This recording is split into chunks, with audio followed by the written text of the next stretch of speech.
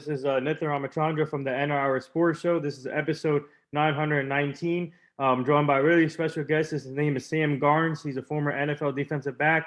He played in Cincinnati. He went to college in Cincinnati. He's from Bronx, New York. He also not only he played in the NFL, he coached too. He was a high school coach. He coached in the NFL for a little bit with the Panthers, Broncos, and the Bears. Secondary coach, defensive backs coach. He did everything in his career. Now he's working on some big things in his after NFL career. So it's Sam. I just want to say thank you for joining the show today. It's truly an honor. We finally made this happen. And how are you and your family doing today? Thank you for having me. I've been great. It's been it's a busy time of the year. We're still kind of like in the middle of the pandemic, and it's still lifestyle adjustments that we need to make and have been making. So other than that, I'm well.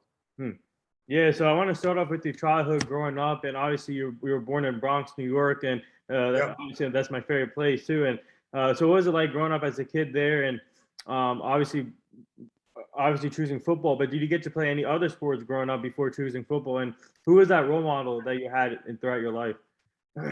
So growing up in the Bronx, is a place where, when you grow up there, especially during those times, and I would say the 80s. I was born in 74, so the 80s, early 90s when I grew up there and I kind of made my way.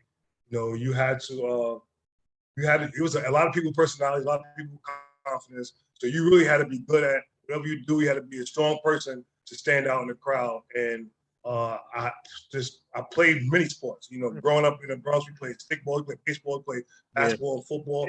I was actually a better baseball player to start out. I was a better baseball player. The thing that made me choose football with baseball was I went to a tryout one time in Yonkers, and a kid threw a ball at me, and it was looked down upon to go beat him up for doing that. Wow. So football was you could be physical and take out your frustrations during the play. So the right there to have me went over and it was over. Wow. As far as a role model, I had both my parents, my family members. I was pretty tight to my family across, New York and Virginia. And so I had a lot of people around me, my father, my uncle, my mother, like keeping me straight. And then the people in my neighborhood, they toughened you up. We were so tight unit that we were like the little brothers of the big guys. And they used to, rough and be tough with us and made us better. And then we passed it on to young guys. So that's just how my community was. Wow. Yeah. So obviously going to developing as a player in high school, obviously you were a safety, defensive back, but now these days in today's NFL, teams like to play players in multiple positions, it's all about versatile. So for you, right. Before choosing defensive back, and did you get to play on the offensive side or any other defensive positions throughout your career before you went to the NFL? Yeah, no one could tell me that I was going to be the next Jerry Rice, Al Toon, someone like that. Those great receivers. I patterned my game after them. And so when I went to college, I ran a 40-yard dash. Didn't run a great 40-yard dash. They moved me to safety. That really frustrated me. So I was just trying to hit anything moving. I was a true freshman. I didn't care how senior. I don't care who it was. If you was in my way, I was going to try to get you. But I wasn't disrespectful. And my teammates kind of started to believe in me. When I first got there, to be honest, I had bad technique.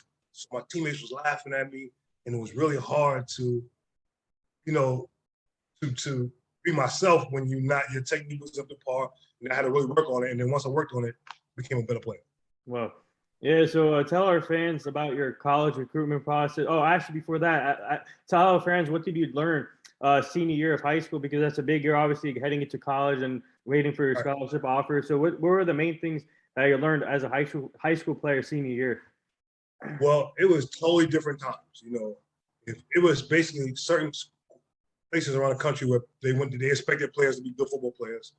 I didn't take my SAT till last one I could possibly take. So I lost a kind of interest in a lot of these schools. Mm-hmm. But Cincinnati, Wisconsin was still in amongst other schools, still on my they wanted me to come there. They still interested in me. But when I was in college, one thing I learned was I didn't wait for schools to reach out to me. I remember me and one of my friends, we went into the guidance counselor's office. We put together about 100 letters, sent out to all the schools. So if you came to my house, you would think everybody's recruiting me. It was Right. really just responses from other schools, but I think it paid off. And then one of my angels was the head coach for my rival high school, Kennedy High School. I went to DeWitt Clinton High School in the Bronx, and my rival high school coach, he really put me in position. Like he sent schools over to my high school. And I didn't even get to play because my senior year because I was hurt, and that was really helpful. So I was just fortunate enough to go out there and play pretty well, the opportunities I had. And then when I didn't get to play, some people recognized that and still sent coaches my way. So one thing I would tell all the kids, is, I was a leader for my community. I was a leader for all the different teams I've been on, but I was a football leader. I should have dominated in school too. I didn't do bad in school. I got my bachelor's degree and all that good stuff. I did that, but it wasn't good enough. Like I tell the kids all the time when I talk to them, if you drop a pass, you'll probably go catch 100 balls to make sure you don't drop it again. When I got like a C or a B on a test, I was comfortable with that. Right. I just wanted to, but I wish I was as competitive in that and as I was in football. And I always say I wish I had some better teachers and certain things, not to knock the teachers, but it wasn't always their fault. When I look back on it, it was just, growing up in the Bronx, we made things very difficult for some of those high school teachers. Right. And it was hard for me. I look back on it and it was very difficult for them to do their job. Yeah. So now getting to your college recruitment process, tell our fans about it. And what was it like speaking with your family and getting these offers coming in, and how many other offers did you get, and what made you choose Cincinnati? Yeah, that's a great question. So, like I said, my rival high school coach, he sent over a bunch of schools, and Cincinnati came over one time. I remember sitting in my coach's office and in there, and then basically I ended up going on a recruiting visit there. And when I got on a recruiting visit there, prior to that year, this is 1992. In 1991, I remember watching Cincinnati play Penn State either October or November of that year. Yeah. They got beat 81-0. Wow. I said, right that moment, I said, I would never go to this school. They have no chance. Next thing you know, 6 months later or 4 months later, I'm sitting in their offices and I'm around their players. And when I was around those players, I saw a bunch of players that had a strong desire to win. And I was at a program that wasn't a winning program at the time. But those guys had a strong desire to win. It was a tight brotherhood. It was guys from New York, New Jersey, Pennsylvania, Florida, of course, Ohio. And there's a really tight-knit team. And when you have that, you have a chance. So when I went there, I don't know if it was because I was raw and young when it comes to the recruiting thing. I didn't have anybody around me to show me the ropes because not too many people in this position. And the guys that were in the position, they just got to college. Guys I know from Minnesota, went to my high school, went to Wisconsin and other schools amongst them. But when I got to Cincinnati, I fell in love. I fell in love with the campus. I fell in love with the players. And I said, I want to come back and I want to be a part of this. And it was phenomenal because, like I said, it was a bunch of us from my area, New York and New Jersey. So when I got there, it was kind of like a soft landing because I had people around me that kind of grew up the same way I did. So before you made the choice, how long did it take for you and your family to decide, and how tough is it? Because this is like the biggest decision of high school players' lives when they get to go wherever this could change their lives. So for you, right. how long did it take for you?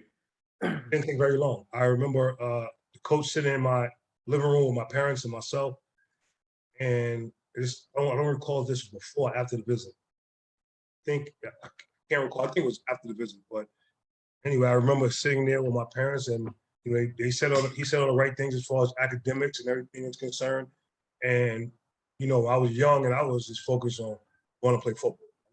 I wanted to major in computer science, and I wanted to play football. I know at that time in '92, all he kept talking about was computers is the future, and it really turned out to be true. But that was my goal. When I got there, and after I finished with him and I went to school, that's all she wrote. I had the opportunity to go out there and do what I always wanted to do around a bunch of kids from around the country to match up my talent versus theirs. And I was excited about that. And I know I wasn't going to let anybody else work with me. Yeah. So now looking back at your Cincinnati career, how was it? And obviously they have a lot of history, tradition, wearing that black and red jersey, Cincinnati Bearcats. And obviously they've been through a lot of ups and downs, and seeing them now being competitive. But back in your day, what was it like playing for them and the fan base in Cincinnati? Yeah, so back then it was It was a small. Like, we had a great fan base. We didn't have a big one because we was a small school, so we had games. Yeah. We was excited to see like the Kentuckys and these different schools like that with the big names to come in because they would fill the other half of our stadium. For the most part, we had probably about between 14 to 18,000 fans and a 34,000 population stadium, Oh, wow. capacity stadium, excuse me. Yeah. And it wasn't like the bright lights when you watch TV and saw Penn State and Tennessee's of the world. It was more like a tight fan base that really loved your school. So we definitely had some people that really cared for us. But once we got on the field and you start playing against these other schools, like I didn't really care about none of that. Mm-hmm. I know that when we was at school, we were kind of like the way it is reversed now for our football team, basketball team. Basketball team like number 3 in the country, and we was unranked. And we kind of looked up to them and respected them. And so it's good to see where we are right now today. It's kind of table to turn. Hope the basketball team be in the top 5 soon as well. I don't want to leave them out, but yeah, it was a lot of, once we went there, once you got to that school, it was a lot of pride. Yeah. So what would you say your best moment was, or best game you had in Cincinnati? And also, who was the toughest receiver you had to face while you were in Cincinnati? So Kansas State for sure was my best game. I think I had 2 interceptions, a forced fumble, a couple big hits, just a big play. That was my junior year. That year I tied with my future teammate, Percy Ellsworth. Second interception, we both had 6. It's only had 7 above us.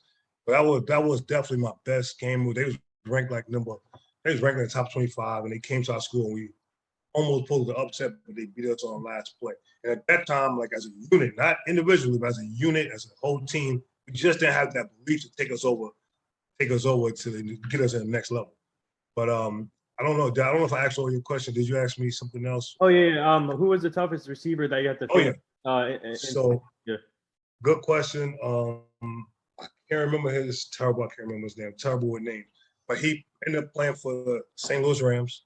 He's one of their best receivers. It's embarrassing. He went to University of Memphis State at the time. He by far was the best receiver.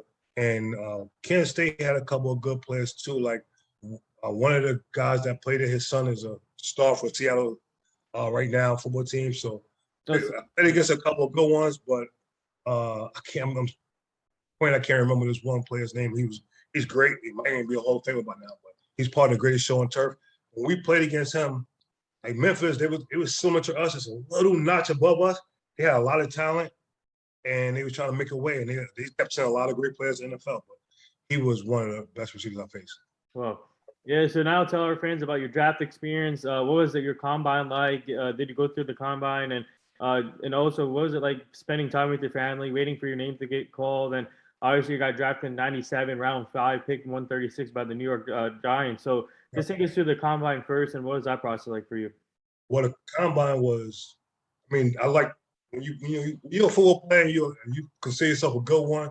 If you consider yourself a good one, you work hard all the time. So it's like being a great student. You study all the time, so you're not nervous when tests come. So that was a test I wasn't nervous for at all. I was thoughts prepared. When I went and ran the 40, I ran a 4.7. I really real bad time. And then when they came back to my school, I ran a 4.4. But it doesn't matter. Once you run a 4.7, you're from Cincinnati, you're 6'3", 225. No matter what you run after that in a different location, you don't really get the credit that you deserve. But anyway, so I went to the combine. Other than running a bad 40, I had a great experience. I caught all the balls. I did the drills really good. Met a bunch of great coaches. And then after the combine, you go on different visits. And the New York Jets was one of my stops. The New York Giants was not, I never knew they was going to draft me. I remember they came and they was part of a group that worked me out. It wasn't just me. It wasn't really talking to me individually. But when I was with the Jets, I had a chance to meet with Bill Parcells and Bill Belichick, which was pivotal for my career because Bill Parcells told me, you're a big safety. I love the way you play. He had a point, like a place in his draft where he was going to draft me, but I don't think it was really high. But he told me, if someone take you before we do not let anybody move you from safety to linebacker, because I was a big safety. And once he told me that, that's Bill Parcells. He gave me confidence that you can't imagine. Young guy end up I got drafted in the 5th round, going into an organization of the New York Giants, a lot of great defensive players like Michael Strahan, Jesse Armstead, Keith Hamilton, and all these great guys around me. Jason Sehorn, I can't forget about those guys. But I went there as a fifth round pick. Anybody that tell you what I got, you would never know I wasn't a first round pick. I have the confidence, the most confidence in the world. They end up working out for me. I ended up being a starter from day one. But I kind of fast forward a little bit. But when I had at the draft time, I was at my school at the time, and I just knew I was going to be drafted on the first day. At that time, it was first round, second round, first day. And during the draft, Tampa Bay Buccaneers called me and told me they was going to take me, right? And it's not a knock on Tampa, but this is part of the business. Right. And I think the way it works is if someone wants you and they know 10 people want you, you get drafted high. But if they feel like no one else is on you, they're going to let you drop as much as they can. It's just value for them. So they told me they're going to take me in the second round. They never ended up taking me. I thought I was going to have the opportunity to go learn from a John Lynch, great guy. Met him later on, but great guy. And ended up getting drafted by the New York Giants. So I got drafted in the fifth round as a fifth round pick. I was frustrated. I thought I was better than a lot of safeties. And just like they all thought we all had confidence. And I was drafted, I think I was like 20-something draft safety getting drafted. I knew that didn't add up correctly. At the same time, I will blame myself too, because my senior year, I did not have a great year. I just didn't have a great year. We switched defenses. I actually ended up playing for Rex Ryan. He was my defense coordinator, and he came in with his great defense. And I just didn't have the position coach to kind of teach me the ropes like for his 46 defense. But it was a great experience. Again, another guy that gave me the confidence to go to the NFL and do my thing. So, the draft process was a great process. I ended up in the right place. If I get drafted in the fifth round, I go to my hometown team, the New York Giants, and have the opportunity to walk with that tunnel that I saw the greats like Lawrence Taylor, Leonard Marshall, Harry Carson, all these great guys come out. Joe Morris, I can't forget him because he let me borrow his number for my career. So. Yeah, so I'm just curious. Obviously, it's right. Like when it comes to the draft, it's like a numbers game now, which I don't get because it doesn't matter about like the 40-yard time or it's about talent. If you believe in that player, you take them. But I'm just curious for you. If you had improved on your 40-yard time, would you have been in Tampa in your career? I don't know that. I know because once the draft showed up, they called me during the draft and said we're going to take you in the second round. So they were still interested in me. I think this is what I think. If I had a chance to go, some reason I didn't get a chance to go to one of those bowl games, like for the Senior Bowl or something like that. At the time, they had some bowl in Hawaii, it was multiple bowls. One in Alabama, one in Hawaii, East-West Shrine Bowl. They had a whole bunch. I had a chance to do that. I don't know if anybody been drafted ahead of me. I don't know that. Could be. But, I know at the end of my rookie year, me and another guy by the name of Sam, the great Sammy Knight, he played for USC. He was a free agent. He didn't get drafted. And I was a fifth-round pick, and we was the two all rookie team players. And we fifth-round pick and free agents. So it was a bunch of guys ahead of us that got drafted. And it was pretty cool to be able to share that spotlight with him. Yeah, but at the end of the day, it worked out well because you got to stay closer. You got to stay close to home. You got picked by the New York Giants. Obviously, a lot of history. And for you, once you got picked, what was that feeling like for you and your family and making them proud and then for them to come to the home games and staying close to home? What was that like for you? The feeling once you as it goes, like when you're in those situations, it's momentary. First until you actually get to the stadium, it's all fun and games. But then once you get to that, once they bring you in for that, give you a jersey and get fitting and all that good stuff like that, you are focused on. Now you start looking around players around you and see who do you have to beat to be a starter on this team, because most of us, we look for it. Sometimes it doesn't work out for you, but most of us want to be a starter in the NFL and want to be part of the 11 guys that get called out pregame. And I think I was like fifth string when I got there. So just reality hit me right in the face right away. I got there and I worked hard. Like I told you, I had a confidence with first round pick, but I worked my butt off at the same time. I wasn't cocky or anything like that. Well, I don't think I was cocky. I might have been very confident on the field, but I was out there with Tiki Barber and Mike Hilliard and all my great team, Pete Monty and all these great guys, Mike Cherry. There's a lot of good guys that came up. They was part of my draft class, and we weren't shy. Brad Maynard, I can't forget him because he was our punter. We weren't shy as a group, but we was willing to work. And we just wanted to come in. We wanted to win games. And I tell you, it was a big part of it. We came from the University of Florida. He just was on TV making that big play where he cut and made a big cut and scored a big touchdown. I think it was in Sugar Bowl. And his confidence was sky high. And I'm a very confident person too. And we became very tight. So we just fed off one another in practice. And if we wasn't playing well, we would be on each other's butt as rookies. And if we were playing well, we was the first ones to cheer each other on. Yeah, the one thing I'm a Cowboy fan, but I have tons of respect for the Giants because they're all about family. They unite with each other, and we had a couple of former Giants on the show too, like Brandon Jacobs was on the show. We got Fred Robbins, Jay Alford was on the show. Yes. But like you said, a lot of history. Lawrence Taylor, Leonard Marshall. If you can go down the list, and for you, what was it like playing with a player like Jesse Armstead? Because obviously being on the defensive side, this guy can tackle. I mean, he was a great player back. Playmaker. He was a playmaker.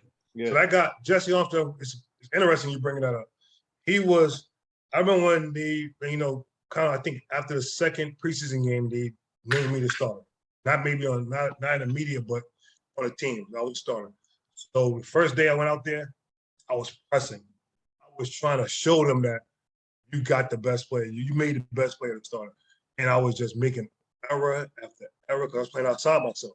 And Jesse pulled me aside. He was like, "Sam, I know you're a starter, and I know you want to come out there and be really impressive." He said, "But just play your game. They brought you here to play your game. Don't do anything else." Once he told me that was a life changer for me. I tell him that all the time. I tell most people that have asked me that. He helped influence me and push me to play the game the correct way and just to excel at what I do. Yeah, so obviously now you got to play with Michael Strahan, another great talent. I always say there's two gaps in New York, Michael Strahan and Aaron Jones. But funny. Yeah, what was it like playing with Michael Strahan? Also, obviously Super Bowl champ, and now he's doing great things after his career. Yes, he made the Hall of Fame, so I don't have to act like I'm blowing it up. One of the best players I've been around in my life. But humble, confident, and humble at the same time. Almost cocky at times. I'm talking about personally, between me and him, we're talking about what we're about to do. But humble and just he plays the game the way. Now I don't want to make him look bad. But I tell him the story all the time. I told all my players when I coach that you can't make the team. You're gonna be falling asleep in meetings, all that good stuff. The great players don't fall asleep. I was up. I never fell asleep in a meeting. This guy, Michael Strahan, probably slept most meetings at first, and he just went out getting dominated. I mean, I guess because he'd been around the team for such a long time, he knew it was coming before it was coming, so he didn't have to pay attention as much. But he kind of go against my theory of staying up and staying alert in meetings because he did it and then went out there on the field. And I just remember if it was a run, he would dominate it. If it's a pass, he could dominate. There's not too many defensive ends that get after the quarterback or pass rushers that get after the quarterback and get after the run too. I throw one of my ex-players in there too, like a Vaughn Miller. Vaughn Miller's another one that does the same, that's good on the running pass. But to play with Strahan at the time, we're not thinking about Hall of Fames and all that stuff. We just going along. And he's just making play after play after play, but we're not thinking about Hall of Fame. We're just thinking about trying to win a Super Bowl. And now you look at the offensive side. So as a defense, how was it for you watching the offense go out there? Obviously, you had Amani Toomer, Tiki Barber. You had a lot of great offensive weapons there. So as a defense, what was it like seeing them go out there every snap and getting those touchdowns? We just, the thing about when you're part of something, you see it in practice. You don't really, games is not the game to us is opportunity to display our talents. But the hard work is Monday through Saturday, whether that's on the field or in film or getting treatment. And we know our offense they was always grinding, just like we were on defense. And, we came in Rodney Hamptons and Tiki Barbers and Dave Brown was our quarterback. And we had Danny Cannell. And then when we got who's our quarterback? Oh, was it Kerry Collins? Yeah, Kerry Collins. Kerry Collins came in, our offense, and we had Sean Payton. The offense took off and we start seeing that they was competing against us and making plays on us in practice. And Sean Payton was a great example. Like him as a offensive coordinator, if I make a pick in practice, game week. It don't matter. He's gonna come in the next day. He's gonna have a player beat me, and that's how competitive he is. He wanted to win the play, not just win the game. He wanted to win the play, and they took. I think our offense took on his persona. And I remember going into the Minnesota Vikings game, and not to put too much of our business out there, but I remember we had a meeting. All the coordinators got up and talked, and I'm talking about the NFC Championship game, and Sean Payton told us exactly what was going to happen before it happened. He was Nostradamus, and we went out there and we saw him go out there and make everything he called, it happened. He called it and it happened, and we was up one of them 14-zip or something like that before you know it. It was very exciting time. Wow. Yeah, so now obviously you got to play with the Jets too, but how tough is it for you leaving the team that drafted you and that believed in you? How tough is it leaving the Giants? But to take us through your process, leaving the Giants, but staying closer and staying with the Jets. Right. So when you get one thing we know is Jerry Rice got cut. So Jerry Rice get cut, I can get cut. Mm-hmm. So that's the only. But at the same time, we can say that we all know that as players. But there's another thing when you get cut and your name's all in the media for being cut, and you're at home and everybody is like worried about you. So that was the hardest thing about that. Also, was even my teammates. I'm a young guy. I'm not taking that well at all. I'm frustrated. I want revenge. That's the mentality you have. But it's because you're young and you don't know any better. But then I'll end up, kind of doing the freezing thing. And then once I heard the Jets, there was other teams involved. But once the Jets and Herm Edwards at the time, when I was looking at the opportunity to go play with all these, there's just so many great players on the Jets. They had, for a team that hadn't won a Super Bowl in years, so many great players has passed through there.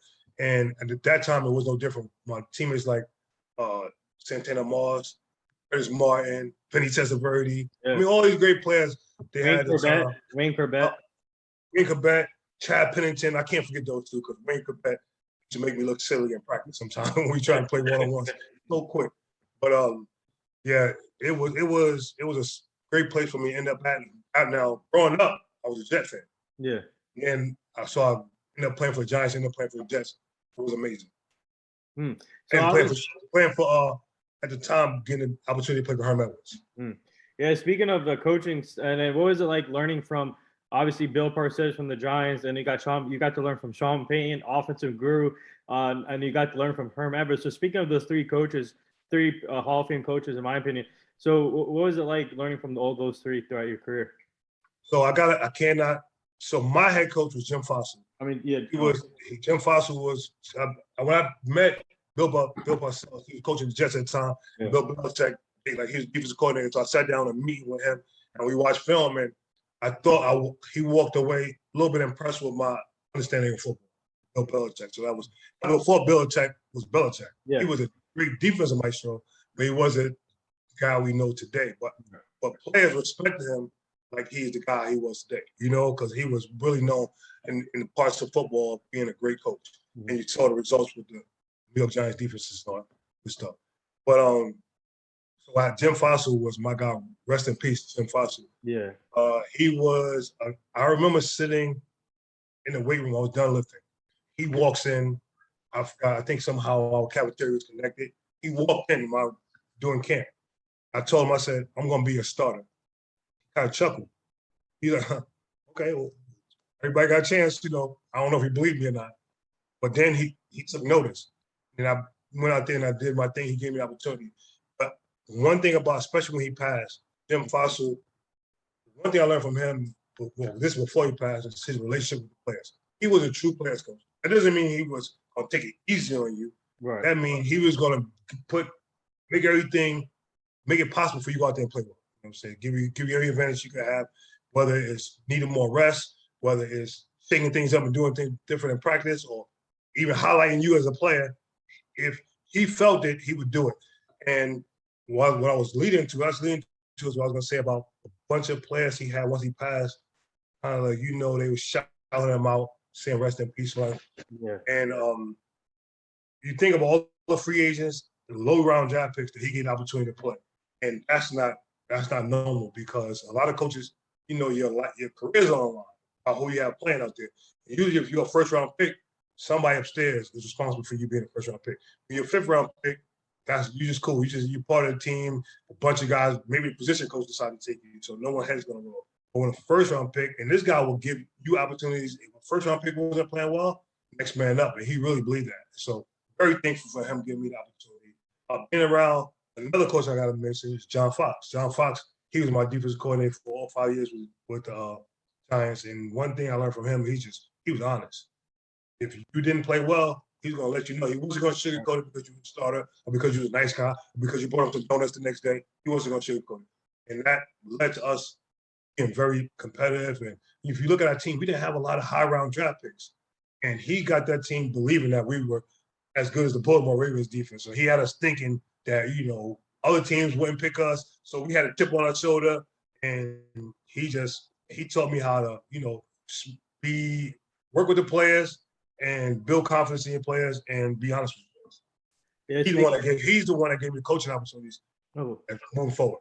Oh, yeah. Speaking of Jim Foss, obviously it was devastating when we saw the news, and rest in peace to him. And actually, his son he's on our team. He's a special teams coordinator for the Cowboys. Great man. Yeah, he's doing a great job there. But it was just devastating to see him go. And obviously, you got to learn from the best. And for you now, transitioning to the Jets, and obviously playing for Herm Edwards, and obviously you guys had a lot of great talented players on that team. So what was it like playing for the Jets and experiencing the AFC East and also the NFC East too? Number one thing about it was when I got there, one of my favorite players. I had some big shoes to fill. Victor Green. Victor Green was one of my favorite players. I don't care if he's my rival. I don't care if he's on the team. I really appreciate watching him play the game. And he made a lot of plays. And when you go in there again, I was a big safety. My game wasn't like going out and getting a bunch of interceptions and stuff like that. So I had to make my teammates believe in me. So I had my work cut out for me when I got there. But it was great being around, the Ray Mickens of the world. And Ted Control was my defensive coordinator. And I remember we were 2-1-3, like 2-3 or 2-5, something. And then we turned it around, beat San Diego Chargers, went throughout the season, ended up like 9-7 or something like that. And then we went to the playoffs. We faced the Indianapolis Colts and Peyton Manning in the group. And I remember watching film with one of my other players. We saw some things that we might be able to do against Peyton Manning, and went to talk to Ted Control about it. He gave us the green light. And he had the great defensive, it wasn't us, but he had a great defensive game plan. We went out there and beat them 41-zip. So it was a lot of emotions, a roller coaster year, getting there, getting cut, trying to be accepted by my teammates, starting off bad, winning games, and then going to the playoffs and beating Indianapolis Colts 41-zip. That was a good time. Wow.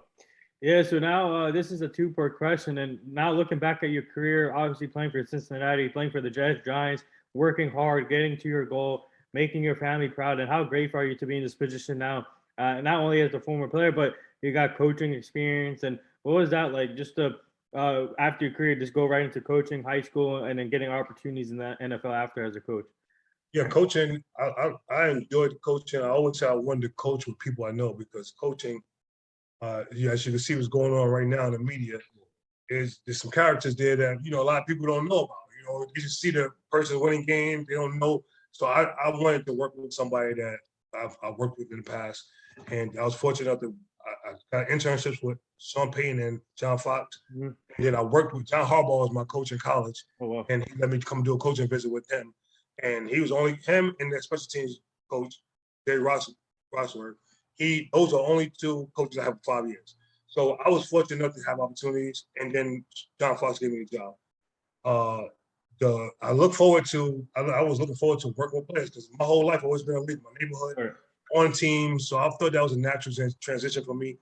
And one thing you always have to prove to other people that you're done playing. And I'm not like sitting there hanging out with the players, but I'm being a coach. That's one thing you got to prove to them that you're about your business. And I thought that I had a lot of good players and we had a lot of good success. I had pro bowlers and we had some fun times. And coaching is a lot of work, but not as much pressure as a player has. It's a lot of work. Yeah. So what was it like seeing the game from a different side of it on the sideline, different aspect, and what was that like for you? Oh, it's only one big difference is that you have no control. You have no. You could just you have the show you have is again Monday through Saturday. And Sunday is up to us to let our players play.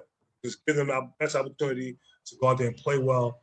And we don't want to go out there and try to tell them every little thing. Just let them, we want to put them in position to make plays and to let their athleticism take over. And that's so once you learn that and stop trying so hard to make a play out of no play, it falls in seamlessly. Yeah, obviously you got to coach great talented players to start your coaching career, and also I just want to get to one. Obviously, you mentioned it earlier. What was it like being around with Von Miller every day in the locker room? And obviously, you coached the secondary, but you got to see him go out, go with his business. So, what was it like seeing him on the field and helping him coach too? Help him as a player. Yeah, well, he wasn't my position, but he was one on our team. But I remember leading up into the draft. We had a vote to see who we wanted. It was kind of pretty much unanimous that maybe one vote. I'm not going to embarrass anybody, but one vote that not to pick someone else. But the rest of us was like, this is a no-brainer. Like we want a pass rusher, and this guy, he was just great at doing the things that great pass rushers do. And we saw that in college. And so Cam Newton was the number one draft pick that year, and then Von Miller was number 2. And of course, another guy that I really liked, Peterson, that's Patrick Peterson in Arizona. I believe he was 3 or 4. And he was, I would love to have him, but you don't pick up a corner or a pass rusher. So, but then when he came into the building, he was a young guy. He do what young guys do. He's a rookie. You'd be surprised what young guys do. All rookies are still like 21, 22. So he had some growing pains. But once he got on the field, started playing well, everything was out the door. And then Von Miller was just a guy you was happy to have on the team. It was like the equivalent of having a Peyton Manning on offense. Not exactly, because when you're on defense and when you're covering somebody, they might get open. But if the pass rush gets to the quarterback before that, it doesn't matter. So he made our life on defense, especially in secondary, easier. So being around him and seeing him make plays at the right time and just watching him in practice and saying, this guy's going to have 10 sacks, and he go out there and have 10 sacks. So it was impressive to be around him and see him grow and become a great player. Yeah, so obviously, whoever doubted you throughout your career, they're wrong, because in my opinion, you had a great career, in my opinion. So, like, to sum up your career, what would you say your best moment was as a Giant and the New York Jet, and also best moment as a coach? All right, so my best moment, I believe, was my interception return, my rookie year. It was the first game of the year. We was playing the Philadelphia Eagles, which I try to tell people, the NFC East, the rivalry is Philadelphia, New York, and Dallas and Washington. But we're all division rivals. But the true rivalry is, and we're playing against Philadelphia. I grew up a Jet fan, but that doesn't mean I wasn't paying attention and secretly liking the Giants. I just can't tell my friends that because they were Giant fans. And to watch, we was playing and we know what it meant to go against, Randall Cunningham type team, Seth Joyner. I remember those rivalries. So to be in that game, it was very heated. It was a physical team. I think Rodney Peete was the quarterback, and make a long story short, we was up by 7, and they were driving to tie the game up. And I was fortunate enough to get a good break on the quarterback. He threw the ball. I picked it up on the 5-yard line, took it back 95 yards for a touchdown to win a game. To seal the game, not win the game. And then I would say the Jets. The Jets is a combination of things. I think we beat at the time. You didn't think that much of it, but we beat the Patriots once that year. I was like, I think if I'm not mistaken, once my first year with them, we beat them, and that was good. But overall, I remember we playing for the NFC Championship and NFC Championship. We beat the Minnesota Vikings 41-0, and then we ended up beating, when I played for the Jets, we beat the Colts 41-0. And I believe I was the only one that was part of both of those wins at the Giant Stadium. So that's part of a pretty good thing about my career I can remember. And also, best moment as a coach? Best moment as a coach, and it's kind of sad, but we played the first Super Bowl in New York. Yeah. And, we was pretty, I won't say full of ourselves, we were just confident. We beat the New England Patriots and Tom Brady in the AFC Championship, and we had about 7 of our players on defense out, maybe 1 or 2. No excuse, because we beat the Patriots, so we felt great. When we played the Seattle Seahawks, it was almost like deja vu for me, because when I lost to the Baltimore Ravens in the Super Bowl, they had a great defense. Yeah. Opportunistic offense. Same thing happened when we played the Seattle Seahawks. They beat us pretty soundly and kind of was a wake up like, you guys aren't healthy. We're great either way. You guys aren't healthy. You're not ready for this. And they kicked our butt, and we tried, but they kicked our butt. But the great thing was playing the first Super Bowl in New York. That was pretty cool. Yeah, so now I'm sure you've been watching this year's season so far, and what are your thoughts on this season so far? We're already in week 6, I think, and I'm a big Dallas Cowboy fan, like I said earlier. And what are your thoughts on Trayvon Diggs as a defensive back right now? Out of respect for my New York Giant fans, I'm not going to speak on. No, Trayvon Diggs is amazing. It's amazing. He is amazing as a rookie coming in and playing. I know his brother Stephon Diggs, and I didn't put two and two together until like 3 days ago. I just realized. I remember going into the draft, those two last year. They had a couple of segments on those two. How they always worked out together and trained together. But Trayvon Diggs and the whole Dallas Cowboys, just the 1 year, they look good. Yeah. They're as good as any team. I mean, they're really good. They're on offense and defense, and that's the type of team win championships. And Dak is great, and Dak is a great leader. And I think you guys getting the young Pollard running back push Zeke to play at his best again. Because and that's bad for the rest of the league. They have 2 running backs. I remember watching Pollard. I believe he went to Memphis, and Memphis has some great running backs. He was one of them. And I think with the run game, the pass game, the whole line that they have, quarterback, the whole defense, you gotta look out for them, man. I can't spend any more time on Dallas Cowboys. You know, but no, I joke like they're a good team. And as I look around, one of the things that stand out to me is the young quarterbacks, like Joe Burrow. Joe Burrow, I watched him in college. I was thinking he's a great college. You know what? To me, coaching, if you get some of the NFL coaching, if you get it down there in college, the players will be better prepared for NFL, obviously. And he had a coach that was with New Orleans Saints for a little bit that taught him how to play quarterback. And he was already, you could tell he was already good. And then I watched him play in college. He was throwing the ball like, normally you watch college, quarterbacks throw the ball when the receiver's open.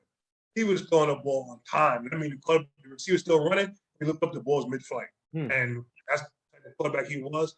So I thought maybe success was because he was in college and had an NFL game. I see it's in his heart. I see it in his heart that he's this way because the way he's playing with Cincinnati.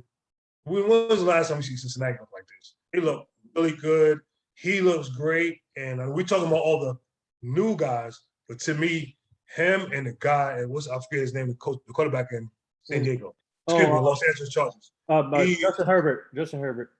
Another guy. I had no clue he was going to be this good. I was one of the guys, because I watched him, I was like, he just doesn't look that good. Hey, why is everybody talking about him? I was so wrong with him. He's great. And he's people don't want to, I mean, it's probably too early to say it, but watching him play, how can he not be a top 5 quarterback already? Second year. He's really good. He's really good. So, and then Daniel Jones. People who knock Daniel Jones. Daniel Jones is a really good quarterback. What it is when you are a young quarterback and you're still learning your way, the players around you got to play well. And the thing about him is he has a bunch of young players around him as well. That's the growing pains that New York Giants are having as far as offense is concerned. And, the defense, once they get clicking and start playing, they have some good players. Once they put it together, I think that you'll see how really good Daniel Jones is. Because some of the things he's doing, he's just playing a week. Is if he was on a good team, he'd be recognized a little bit better.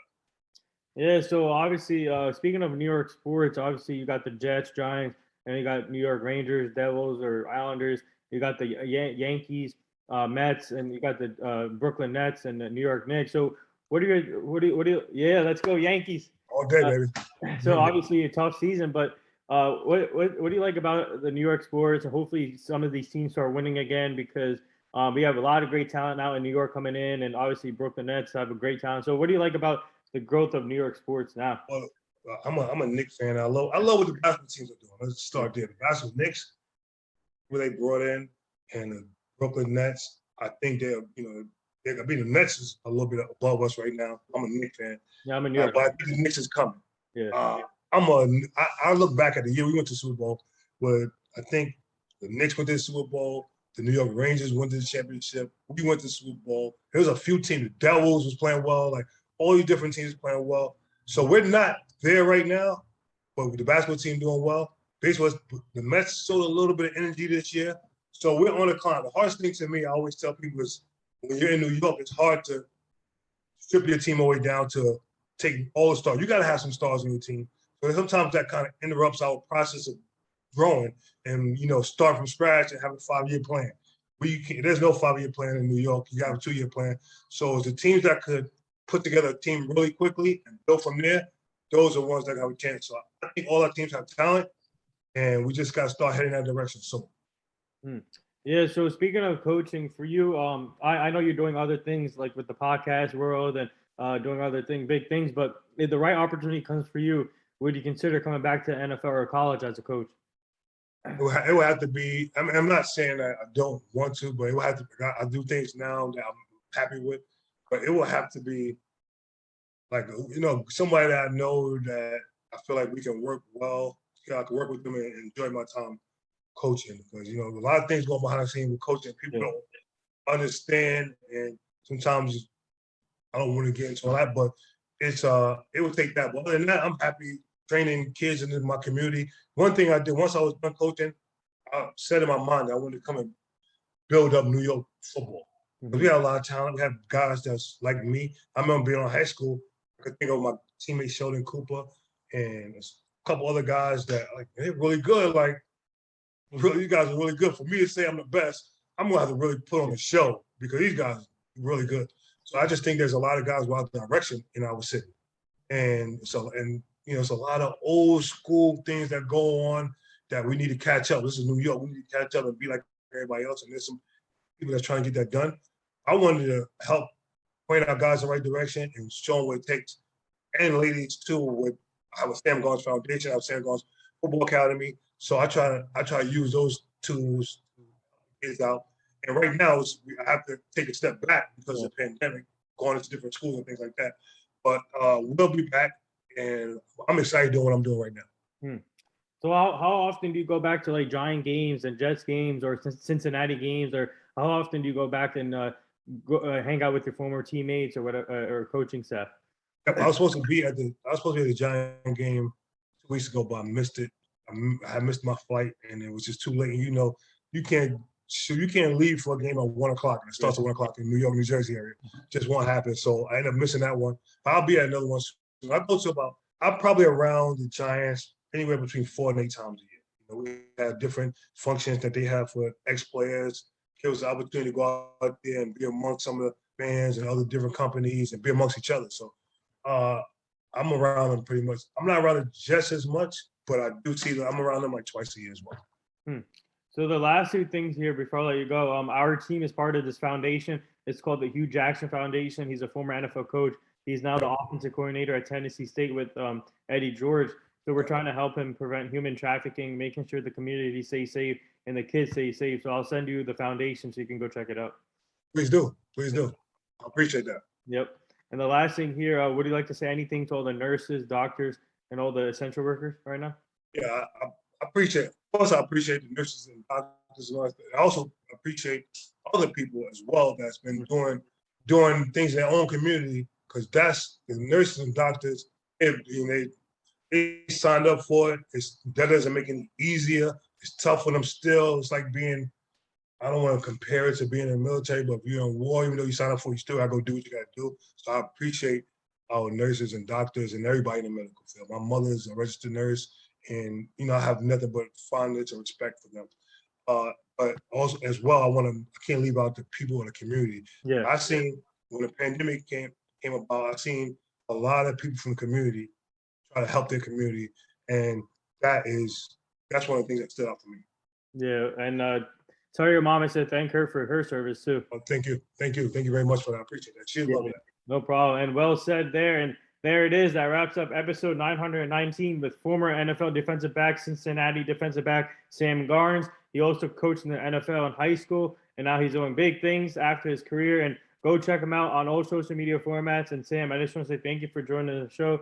It's truly an honor, and we would like to have you back on the show so you can meet the full team at some point. But keep up the great work, and thank you again. Thank you. I appreciate it. Thanks for staying on me to be a part of this. I mean, it was a great show. Great job by you. and really good questions. And I look forward to being back. Yeah, thank you. All right, take care, brother.